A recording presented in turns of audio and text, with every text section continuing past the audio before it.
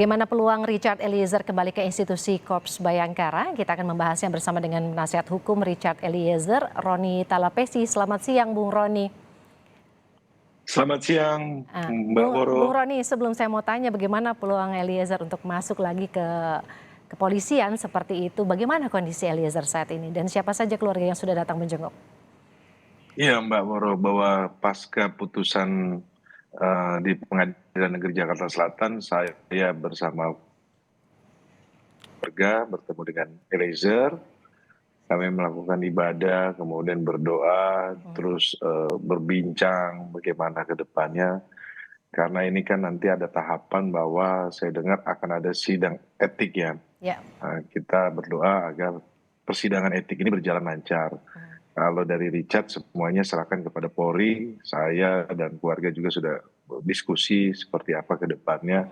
Tentunya kami sangat mengapresiasi dan sangat berterima kasih kepada pihak-pihak yang memberikan perhatian kepada Eliezer. Jadi tahapannya kan nanti setelah etik kemudian kita harus kemudian bagaimana terkait dengan penahanannya, itu kan tahapannya masih ada semuanya. Baik. Tetapi semua ini proses ini kita serahkan dan kita percayakan kepada Polri, Mbak Woro.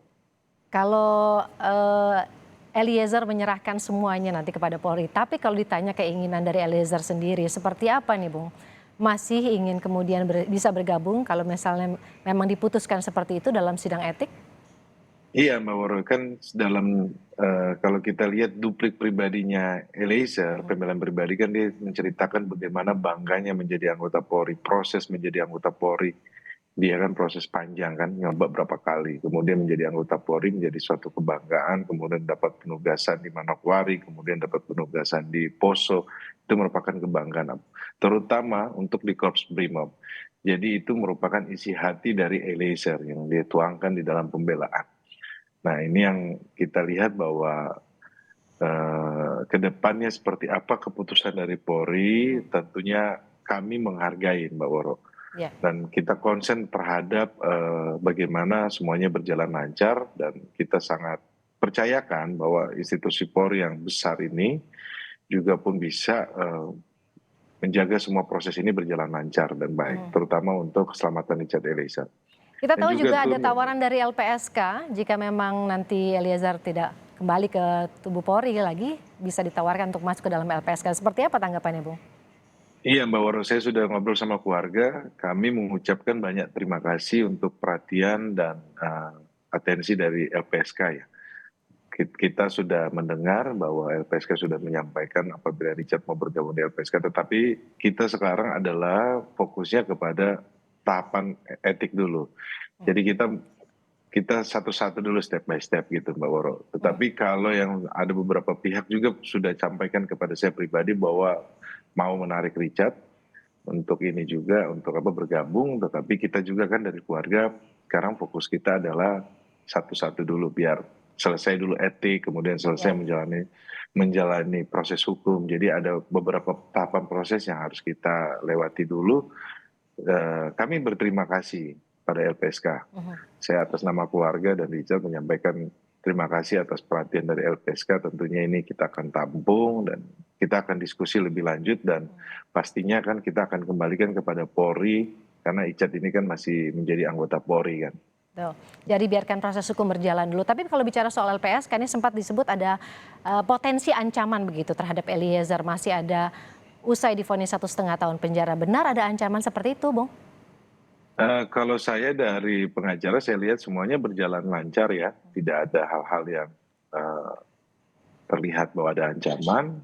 Tetapi mungkin penilaian dari LPSK itu adalah ke depannya ya setelah Richard itu kembali aktif di Polri, itu mungkin yang harus kita jaga bersama. Dan jadi concern saya juga tetap saya dan tim penasihat hukum akan tetap memonitor, tetapi sekali lagi Mbak Woro bahwa kita percayakan kepada institusi Polri. Bahwa Baik. Richard ini adalah bagian dari Polri dan Polri adalah rumahnya Richard gitu. Soal sidang etik, kapan rencananya akan digelar, Bang? Dan seperti apa persiapannya dan juga peluang Eliezer untuk kembali ke Brimob?